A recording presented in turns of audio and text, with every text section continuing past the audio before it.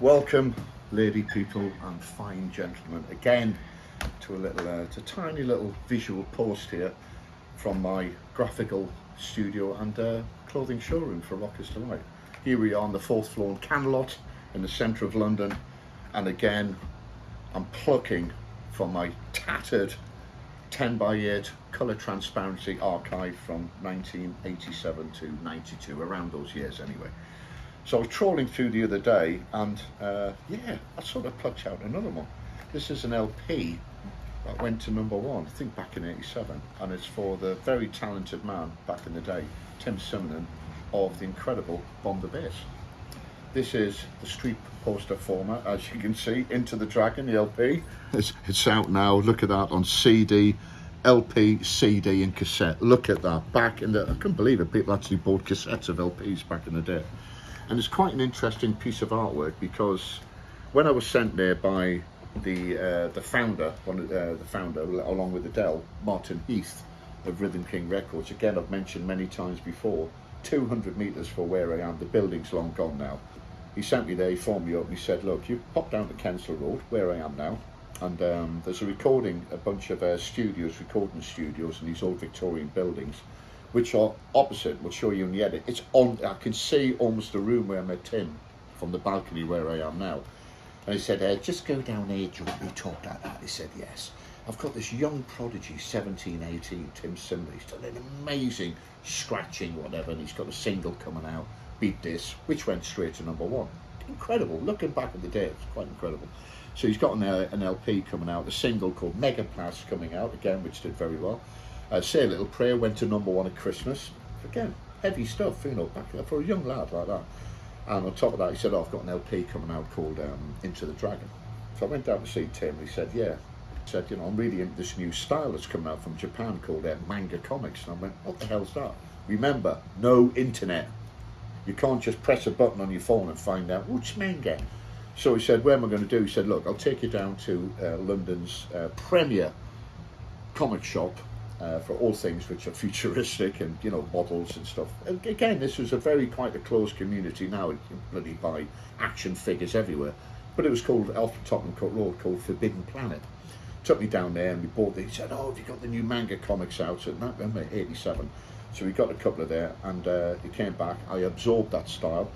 So I redrew Tim, and as you can see now, this is the street poster. It's a chromeling of the actual LP sleeve. He used to wear the sheepskin hat all turned up. Note as well, which was used for one of the Beat This single, he's really into the comic Watchmen, which then became a big movie. And there's the Watchman, yeah, the happy smiley face with the drip of blood there. You can actually see it. I've designed these little targets floating about, these futuristic guns, Into the Dragon. You know, this is back in the day, hand-drawn typeface, and I don't know where I got the dragon from, but honestly, pre-internet, I think I got that from a Sawyer sauce bottle. Hey-ho, we've all got to get a reference somewhere. The usual, lo and behold, I got quite irritated. I thought, where the hell is the original airbrush piece? I thought I'd lost it. Then I remembered I took the piece out of a frame. It must have weighed, I don't know, 10 or 15 kilos. You put it on the wall, you know, you needed metal brackets. Anyway, it got too bulky and took it out of the frame, and I thought I'd lost the artwork. So anyway, trawling again, dusting bits, you know, puffing dust everywhere, and you know, looking at old sleeves. And I've actually found it, and here it is. None other than the original airbrush piece for WunderBox. There are bits missing. There's 2 panels missing here. I think they're in the drawer somewhere. I remember them falling off. But you know, this is how old the spray-on adhesive is. It's falling apart. But what I absolutely forgot is I proposed this for Megablast, a single Megablast, which is Megablast, and the other side of the single was Hip Hop on Precinct 13, taken from the action horror movie Assault on Precinct 13. I played it last week. It's still a fantastic record. And underneath here, you can actually see Megablast.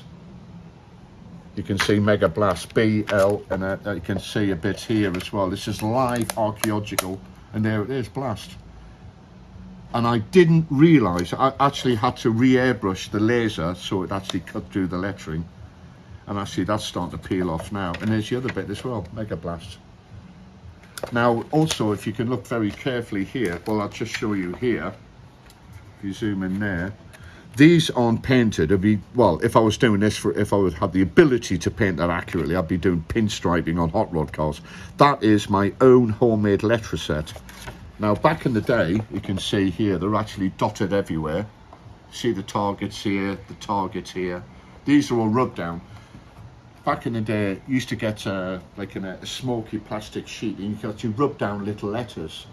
But the art firm I used to work for, and they were 2 floors above, you know, way before Nicky Holloway's club, the Milk Bar, but I was actually just off Sloane Square. And they had a dark room, and you can actually, so I drew these with pen and ink, and then they would camera shoot and repeat them, and I would get a sheet of my own letter set, rub down transfers, and I would just rub these down, and I did the black one as well, and the coloured ones. So yes, I'll put my hand up, I didn't hand paint them. I mean, to paint this by hand would have been nuts anyway. These are all stuck on, these are all coloured bits of paper. I've done I masked everything out and did a spatter cap. So what you did, how you did this, you dipped a toothbrush into black ink, you upended it, and you used a ruler or a scalpel, and you just flick the toothbrush, and you get the spatter effect here. The colours have faded a bit, but there you can actually see that is the original artwork. And it's in such a sorry state, a bit like myself. I'm pushing 60. In fact, I'm 60 next weekend. Well, less about that, more about this. So this is 37 years old. Frightening when you actually think of the distance and time. But as I said, I've got the first brief, again, 100, less than 80, 90 metres away from this building when I first met Tim Simonon. And I'll never forget being on Top of the Pops, where I think the Beatmasters, S-Express and Bomb the Bass, all 3 on one night, on one showing on Top of the Pops. And imagine as an 11-year-old kid watching Top of the Pops in South Shields, Newcastle, and then I never knew, literally, you know, 12 years later, I would have finished art college, and within a year I would have designed 2 #1 single NLPs, and that was one of them. So there's a bit of history there. I hope that fills any gaps that anyone knew, but it's a shocker when you find a bit of artwork you've hand drawn 37 years on. And even the texture on the sheepskin, that is the letter set, you can actually buy textures to rub down and then just peel off like that. So that again is a little historical reference there. That's Bomb the Bass, Into the Dragon, 1987.